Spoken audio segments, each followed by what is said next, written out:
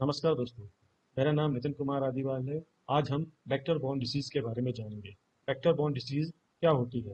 Vector borne disease वो disease होती है जो खुद से नहीं फैल सकती। उसको फैलने के लिए किसी वाहक की जरूरत होती है। जो भी वायरस है, प्रोटोजोआ है, वो खुद से नहीं फैलता है, उसे किसी वाहक की जरूरत होती है। इसे वेक्टर बॉर्न डिसीज बोलते हैं। वेक्टर बोर्न डिसीज मॉस्किटो से, जिसमें एनोफिलीज है, क्यूलैक्स है, एडीज है, मैंसोनिया है, हाउस फ्लाई है, टेस्टेस फ्लाई है, ब्लैक फ्लाई है, सेंट फ्लाई है, जिसे फ्लैबोटोमस कहा जाता है। इसकी 3 प्रजातियां होती हैं। सेंट फ्ली है, रेड फ्ली है, टिक, हार्ड टिक, सॉफ्ट टिक है। देखिए, एनोफिलीज मच्छर इस प्रकार से दिखता है, क्यूलेक्स मच्छर इस प्रकार से दिखता है, एडिस मच्छर इस प्रकार से दिखता है और मैंसोनिया इस प्रकार से दिखता है। हाउस फ्लाई इस प्रकार से दिखती है, टेस्टिस फ्लाई इस प्रकार से दिखती है, ब्लैक फ्लाई इस प्रकार से दिखती है, सैंडी फ्लाई इस प्रकार से दिखती है। जो एडिस मच्छर होता है वो लगभग 60 डिग्री के एंगल से अपने पीछे वाले हिस्से को उठा के रखता है। जो क्यूलेक्स मच्छर होता है वो 30 डिग्री नीचे की ओर अपने पीछे वाले हिस्से को बिठा के रखता है। जो एडिस मच्छर होता है वो पूर्णतः कम से कम नहीं तो 10 डिग्री नीचे झुका के रखता है। और जो मैंसोनिया होता है वो फ्लैट बॉडी को रखता है, फ्लैट बॉडी को। हम इनके बैठने की स्थिति से भी पता लगा सकते हैं कि कौन सा मच्छर ये हो सकता है। एडिस मच्छर में चिट्ठे होते हैं। मॉस्किटो से होने वाली बीमारियां, एनोफ्लिस से मलेरिया होता है, क्यूलेक्स से bancroftian filariasis, Japanese encephalitis, West Nile fever, western equine encephalitis, Aedes से dengue, chikungunya, yellow fever, Rift Valley fever, फ्लेसिस, जीका। मैंसोनिया से मलेरियन ब्राइजियन प्लेसिस, चिकनगुनिया, लॉसेस, इंसेफ। आप मच्छर के बैठने के तरीके से पता लगा सकते हैं कि मच्छर कौन सी प्रजाति का है। एनोफिलिस मच्छर 60 डिग्री के एंगल से अपने पीछे वाले हिस्से को उठाकर रखता है। क्यूलेक्स मच्छर अपने पिछले हिस्से को 45 डिग्री नीचे की ओर झुका कर रखता है। और एडीज मच्छर 80% नीचे की ओर झुका कर रखता है। और मैंसोनिया मच्छर फ्लैट होकर बैठता है। एडीज मच्छर में पिट्ठे भी होते हैं, वाइट वाइट। मक्खियों से होने वाली बीमारी, हाउस फ्लाई। हाउस फ्लाई से टाइफाइड होता है, पैराटाइफाइड फीवर होता है, कॉलरा होता है, एमोबियासिस, पोलीमाइलिसिस बीमारी होती है। ये मक्खी काटती नहीं पर अपना लार्वा है, जिससे बीमारी फैलती है। सिटेस फ्लाई, इससे स्लीपिंग सिकनेस होता है। ब्लैक फ्लाई ये काले रंग की दिखती है, इससे ऑनकोसेरेसियस बीमारी होती है, जिसे रिवर लाइटनेस कहते हैं। सेंट फ्लाई से ओरिया फीवर, काला जार, ओरिएंटल शोस होता है, बीमारी होती है। ये इसकी खासियत ये है, इसके पैर इसकी शरीर से दुगने होते हैं। ये हमेशा पेड़ों में और घरों की दरारों।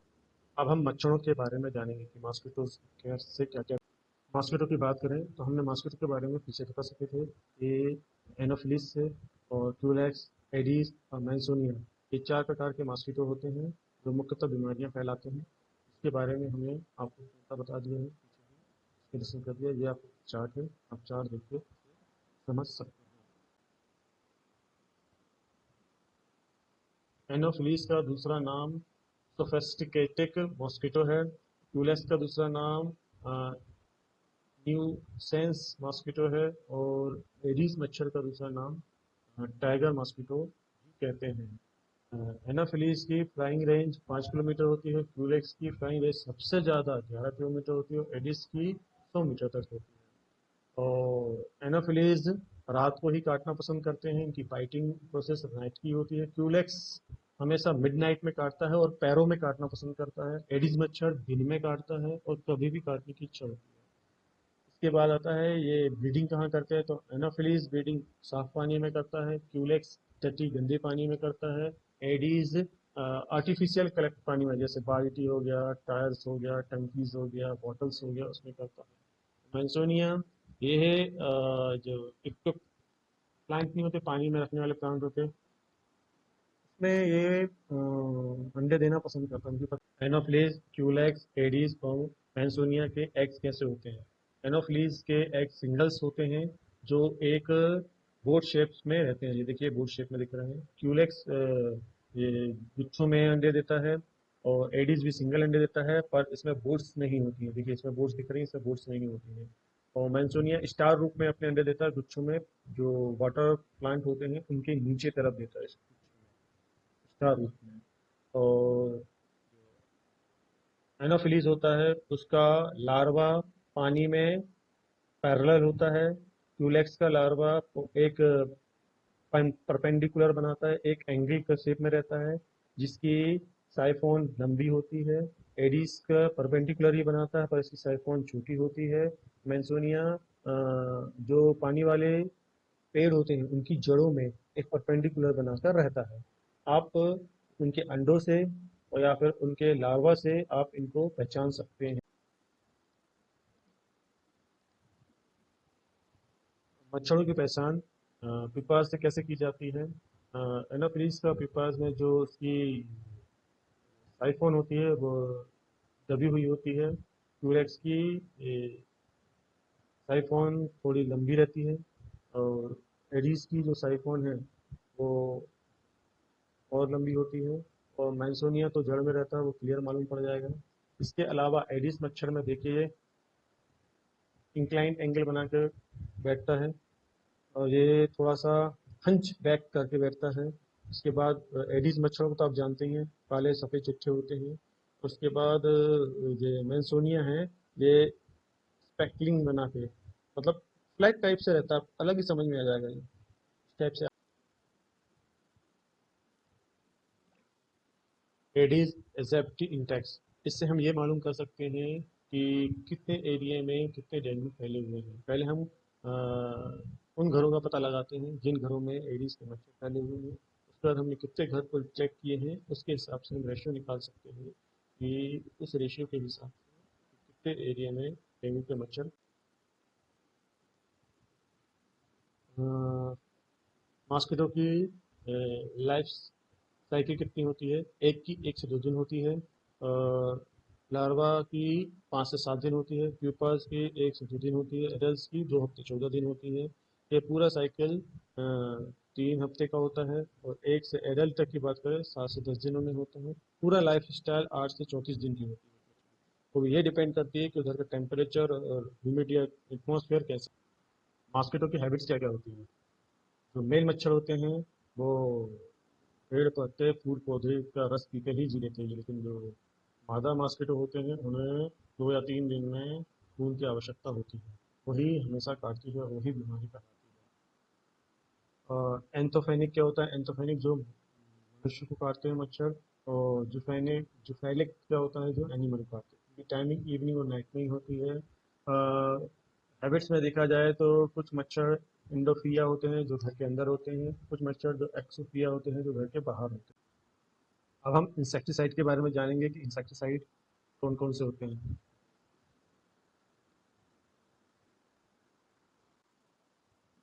जब हम इंसेक्टिसाइड जब हम इंसेक्टिसाइड की बात करते हैं तो उस इंसेक्टिसाइड में उसका क्लासिफिकेशन करने के लिए इसे 2 भागों में बांटा जाता है। पहला होता है नेचुरल, और एक दूसरा होता है सिंथेटिक। सिंथेटिक में भी आर्गनो प्रोसेस, आर्गनो क्लोरेस, आर्गनो क्लोरेस के बाद आता है कार्बोनेट, कार्बोनेट। नेचुरल में आते हैं पैरेथ्रम, रोटेनॉन। पैरेथ्रम का उपयोग अपन पाउडर में करते हैं, नेचुरल होता है। उसके बाद आता है सिंथेटिक में आता है ऑर्गेनो प्रोसेस, इसमें मेलेथियन, पैरेथियन, क्लोथियन, एक्स्ट्रा एक्स्ट्रा एक्स्ट्रा जो होते हैं। इसके बाद ऑर्गेनो क्लोराइड में आते हैं डीडीटी, बीएससी, एक्स्ट्रा एक्स्ट्रा। और कार्बनिक वाले में आते हैं, कार्बोनेट वाले में आते हैं। इंसेक्टिसाइड में कलर कोडिंग के बारे में भी थोड़ा सी जानकारी ले लें। जो रेड कलर का दिखता है वो एक्सट्रीमली टॉक्सिन होता है। येलो कलर का दिखता है वो हाईली टॉक्सिन होता है। जो ब्लू कलर का दिखता है मिडरेटली टॉक्सिन होता है। ग्रीन कलर का दिखता है स्लाइटली टॉक्सिन होता है। जैसा कि आप देख सकते हैं इसमें ये रेड दिख रहा है, ये एक्सट्रीमली टॉक्सिन है। और ये येलो कलर का दिख रहा है, ये हाईली टॉक्सिन है। और ये नीले कलर का दिख रहा है, ये मॉडरेटली टॉक्सिन है और स्लाइटली टॉक्सिन, टाइप के टॉक्सिन होते हैं। बाकी पूरा उसमें दिया हुआ है कि रेड टॉक्सिन में जिंक फॉस्फेटाइड होता है, और येलो में एंडोसल्फाइड होता है, और ब्लू में मेलेथिओन होता है, मॉस्किटो रेसिस्टेंट होता है, रेसिस्टेंट में मॉस्किटो रिपेलेंट होता है, इसमें बेंजीनिन, एथिलीन, इंडोलेन, ये सब होते हैं। पायरेथ्रम, पायरेथ्रम नेचुरल इंसेक्टिसाइड है जो क्रिसनेथेम से ये फूल होता है उससे बनता है, जो नो रेसिडुअल होता है। इसको बार बार स्प्रे करना पड़ता है, फॉगिंग करना पड़ता है, जिसके कांटेक्ट पे आने से ही मच्छर मरते हैं। ये नर्व पॉइजन होता है, कांटेक्ट में आने से मच्छर के नर्व्स खराब हो जाते हैं, जिससे वो घूमना फिरना बंद कर देता है।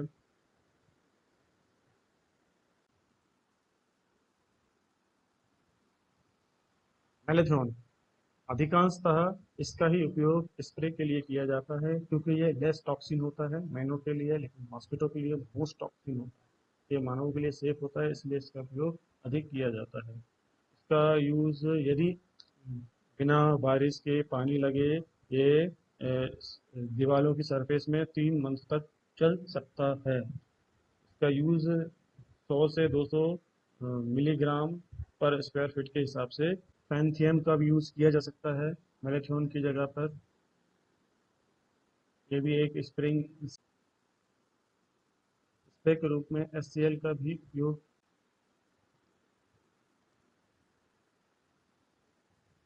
पैरास्क्रीन, पैरास्क्रीन का उपयोग एनोफिलीज लार्वा को मारने या फिर लार्वा के को मारने के लिए उपयोग किया जाता है। ये मानव के लिए हार्मफुल तो नहीं है, लेकिन एनिमल और फिश के लिए हार्मफुल है। इसका उपयोग 1 हेक्टेयर में 1 किलो के हिसाब से किया जाता है। Mosquito control measures, integrated vectors control. Mosquito control measures, इसमें एंटी लार्वा के द्वारा, एंटी मॉस्किटो के द्वारा, फिर इन दोनों से नहीं हो पाता है तो सेल्फ प्रोटेक्शन के द्वारा हम अपने आप को बचाते हैं। एंटी लार्वा में एनवायरनमेंट कंट्रोल करके, केमिकल कंट्रोल करके, और बायोलॉजिकल कंट्रोल करके, इस प्रकार से हम यूज करते हैं। एंटी लार्वा में एनवायरनमेंट कंट्रोल करके कैसे, या वो सोर्स को ही खत्म कर दिया जाए जिस सोर्स से लार्वा उत्पन्न हो रहा है। केमिकल कंट्रोल करके क्या मतलब क्या होता है, हम उसमें कुछ ऑयल डाल के या पेरिस्क्रीन डाल के उपयोग करते हैं। बायोलॉजिकल में हम क्या करते हैं, फिश, बैक्टीरिया या फंगी के द्वारा उसको कंट्रोल करने की कोशिश करते हैं। एडल्ट मच्छरों में हम स्प्रे करके, फॉगिंग करके, जैसे मैराथन पैराथियम का यूज करके हम यूज करते हैं, या फिर जनरल कंट्रोल करके, जैसे कि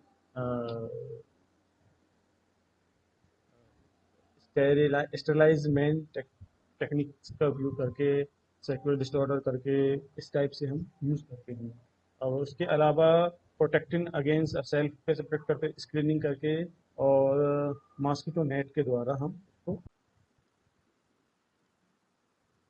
इन्वायरमेंट कंट्रोल करके हम वो देखते हैं, यदि कहीं पानी का स्टोरेज हो रहा है या पानी का स्टोरेज होने जा रहा है, हम उस जगह को क्लियर करके रखते हैं। जैसे एग्जांपल के रूप में देखें कि यदि खेत में हम पानी को दे रहे हैं तो उसे हम अल्टरनेट डे में दें, रेगुलर ना दें, जिससे पानी सूख जाए और मॉस्किटो मर जाए। जहाँ जहाँ भी मॉस्किटो जमा हो रहे हैं, वहाँ के हिस्से को हम सुखा दें या खाली कर दें या उसे भर दें, जिससे कि ये तीनों चारों प्रकार के मॉस्किटो वहाँ सरवाइव ही ना कर सके, उनके अंडे।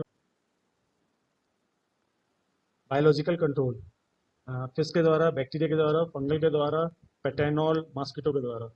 फिश में गम्बूसिया मछली है, लेबेस्टर है, पॉलिसियन मछली है। ये क्या करती हैं, लार्वाओं को खा लेती हैं। बैक्टीरिया, बैक्टीरिया में बेसिलिस थर्नियसिस H14 थर्नियसिस पाया जाता है। ये लार्वा को खत्म कर देते हैं। फंगल, कोएलोमिसिस फंगल होता है, ये इसके चेन है, साइकिल इसको खत्म कर देता है। पेंथेरो पैथेनोर मॉस्किटो, ये मॉस्किटो, इसके लार्वा अन्य मॉस्किटो के लार्वा से बड़े होते हैं। ये वहाँ पे अपने अंडे देता है, यहाँ ये लार्वा पाए जाते हैं। उनके लार्वा ये बीमारी फैलाने वाले लार्वाओं को खा जाते हैं। इसका भी उपयोग हम बायोलॉजिकल के यूज में।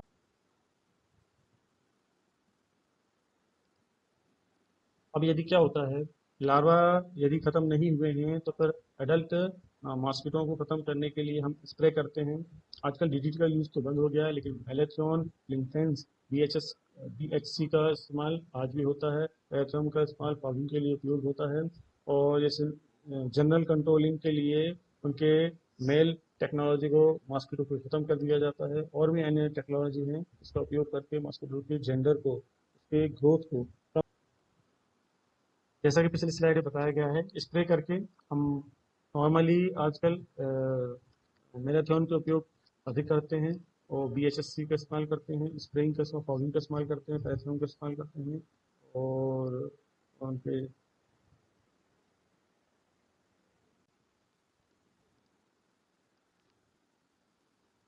अब आती है स्क्रीनिंग की बारी। जब लार्वा से यदि कंट्रोल नहीं हो रहा है, एडल्ट मच्छर से कंट्रोल नहीं हो रहा है, तो सेल्फ प्रोटेक्ट करके अपने आप को मच्छरों से बचाना चाहिए, जिसके लिए स्क्रीनिंग करना चाहिए। स्क्रीनिंग में हम अपने दरवाजों में, खिड़कियों में कॉपर जालियाँ लगा सकते हैं। ये कॉपर जाली लगा सकते हैं जिनकी क्षेत्रीय लंबाई 0.0475 इंच से अधिक नहीं होना चाहिए। हम घर के अंदर मच्छरदानी नेट का उपयोग कर सकते हैं। इसमें आईटीबीएन, जो आईटीबीएन होती है, इंसेक्टिसाइड ट्रीटमेंट बेड नेट, इसका उपयोग कर सकते हैं। ये नेट 6 मंथ तक के लिए ही उपयोगी होती है, जिससे मच्छर इससे कंट्रोल कांटेक्ट में आने पर अपने आप मर जाता है। इसके बाद LLIN होती है। ये नेट कम से कम 3 साल चलती है, जो 20 वॉश के, 20 वॉश के अलग अलग वॉशिंग करने के बाद भी इसमें इंसेक्टिसाइड होता है। इससे मच्छरों को कंट्रोल किया जाता है।